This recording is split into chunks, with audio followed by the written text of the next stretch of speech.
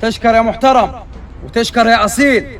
أيوة كده يا جماعي، الصلح خير. وبعدين احنا ما كترناش على بعضين، يعني كل واحد يهدي أعصابه وبلاش حميان القلب دي، هو ده اللي مضيعنا يا جماعة. بلاش تصرخ 100 مرة نقوله، نصبر على بعضين ونستحمل. شاكرين يا ابو عمو. السلام عليكم.